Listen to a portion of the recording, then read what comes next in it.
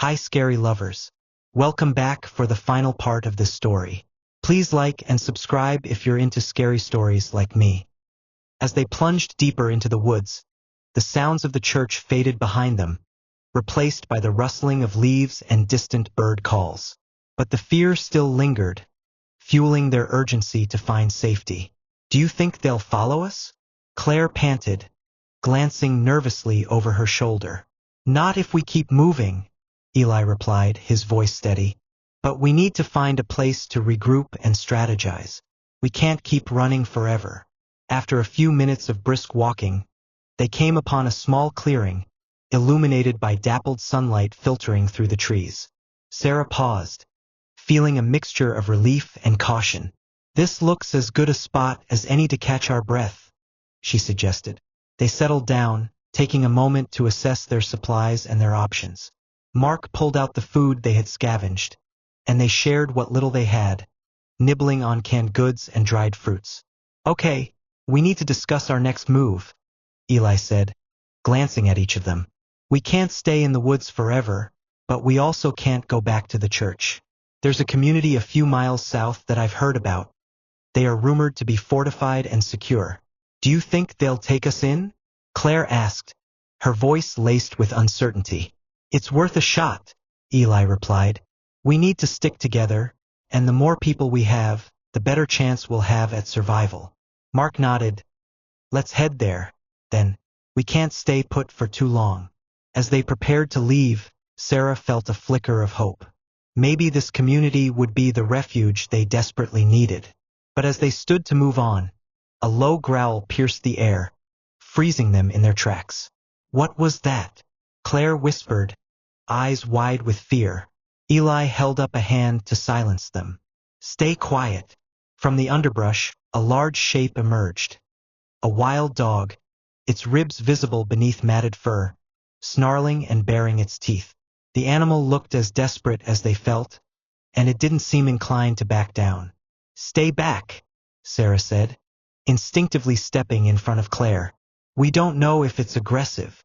The dog growled, stepping closer, its eyes fixated on the food in their hands. It's hungry, Mark observed, lowering his voice. Maybe if we toss it some food, it will leave us alone. Are you crazy? It could bite us, Claire exclaimed. Eli weighed the options. We can't fight it off with what we have. If it's hungry, maybe we can distract it long enough to get away. Reluctantly, Sarah took a few pieces of dried fruit from her pack and tossed them toward the dog. It sniffed the ground, hesitating before lunging for the food. Let's move, Eli urged, taking advantage of the distraction. They slipped away, moving swiftly through the trees, listening for any signs that the dog had followed. Once they felt they had put enough distance between themselves and the animal, they slowed their pace, hearts still racing from the encounter. Close call, Mark said, breathing heavily. I thought we were done for. Let's keep an eye out for anything else that could pose a threat, Eli reminded them. Leading the way, the group continued south, navigating through dense foliage and uneven ground. As they walked, Sarah felt a mixture of hope and anxiety. They needed to find this community, but would they be welcomed?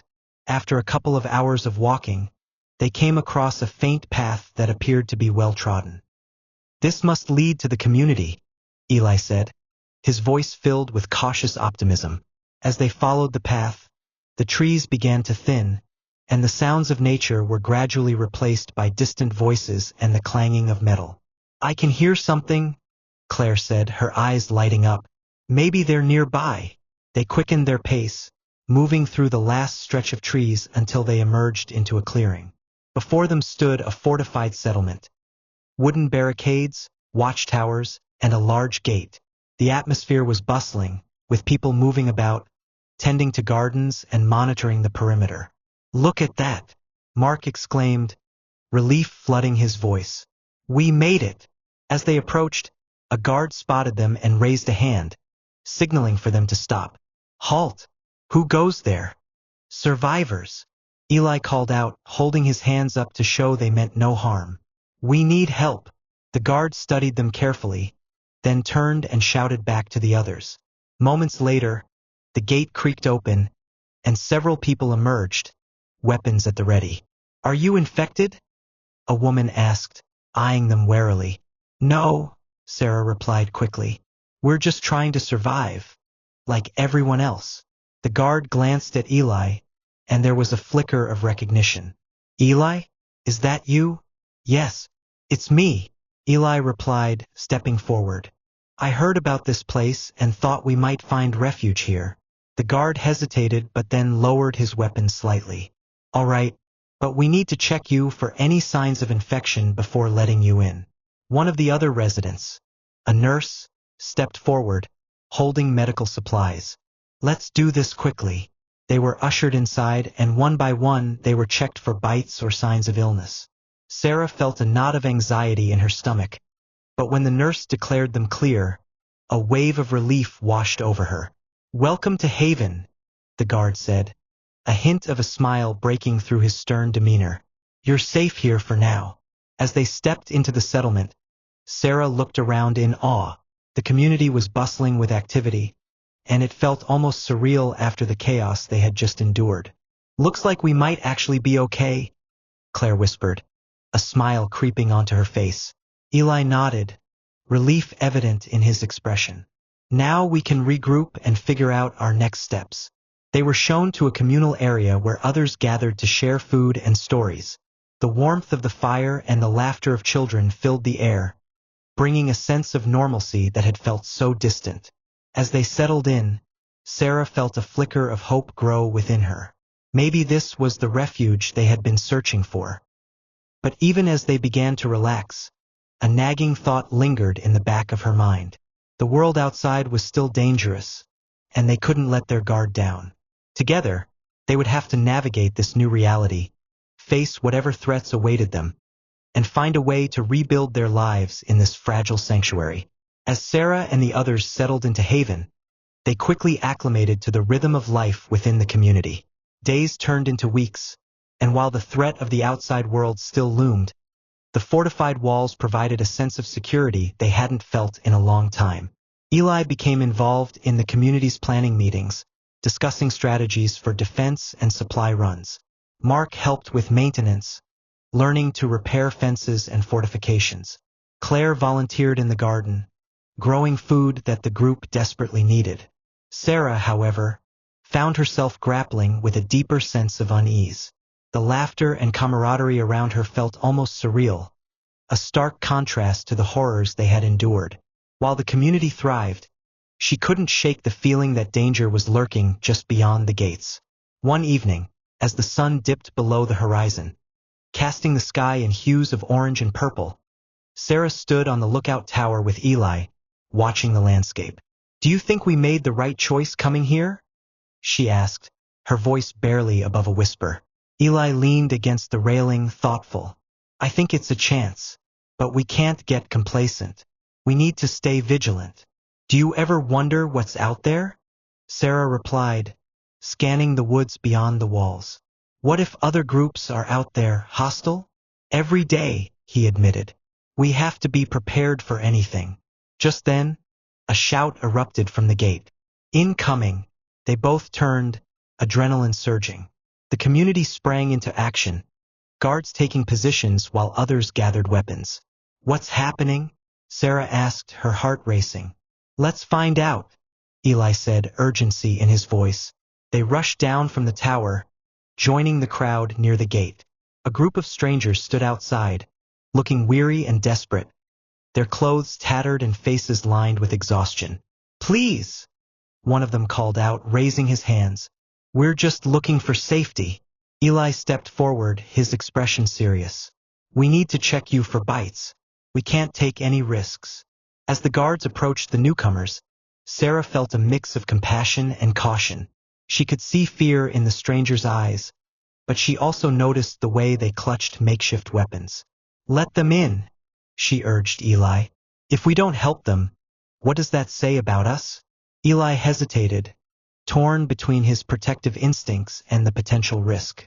"We can't afford to be naive." The tension was palpable as the community debated the situation. Finally, the leader of Haven, a stern woman named Mara, stepped forward. "Let's give them a chance," she said, her voice firm but compassionate. "But they'll need to prove themselves." With a reluctant nod, Eli signaled the guards to lower their weapons. The gate creaked open, and the newcomers shuffled inside, relief washing over their faces. As Sarah watched, she felt a flicker of hope mixed with trepidation. They had chosen to help, but she knew that this was only the beginning. The dynamics of their new home could shift at any moment. That night, as they sat around the communal fire, the newcomers shared their story. How they had been forced from their previous refuge, how they had lost loved ones along the way. There was a shared sense of grief, a reminder of the fragility of life in this new world. Afterward, as the fire crackled and the stars twinkled above, Sarah felt a weight settle on her heart. She knew that while they had found safety for now, the threat of the outside world still loomed large. In the following days, Sarah noticed shifts within the community. Some were welcoming the newcomers, while others remained skeptical, whispering about the dangers of trusting outsiders. Eli remained committed to maintaining a secure environment, but Sarah could see the tension building. The fragile peace they had found began to feel precarious. One evening, she and Eli found themselves on the lookout tower again, the weight of uncertainty hanging between them. "We can't just close ourselves off," Sarah said, her voice steady. "If we do, we risk becoming like the monsters out there." "I agree," Eli replied, looking out at the darkening landscape. "But we also have to protect what we've built here." They stood in silence, the enormity of their situation settling over them. Outside the gates, the world was still unpredictable and dangerous, and within Haven, they faced their own internal struggles. As the moon rose high, illuminating the path ahead, Sarah felt a sense of resolve. They had come so far, and whatever lay ahead, they would face it together. But as the night deepened, a distant sound echoed from the woods, rustling, followed by the unmistakable moan of the undead. "Did you hear that?" Eli whispered, his eyes narrowing. "Yeah," Sarah replied, her heart racing again. "It sounds like they're getting closer." They exchanged a determined glance. Whatever happened next, they would have to confront it together. And as they prepared for the challenges ahead, Sarah knew that the story wasn't over. It was only just beginning. With uncertainty still hanging in the air, they braced for whatever awaited them beyond the walls of Haven, ready to face the unknown together. I hope you enjoyed this story. Please let me know down below what kind of stories you would like to hear more from. Like and subscribe if you're into scary stories like me. Stay safe, and I'll see you tomorrow.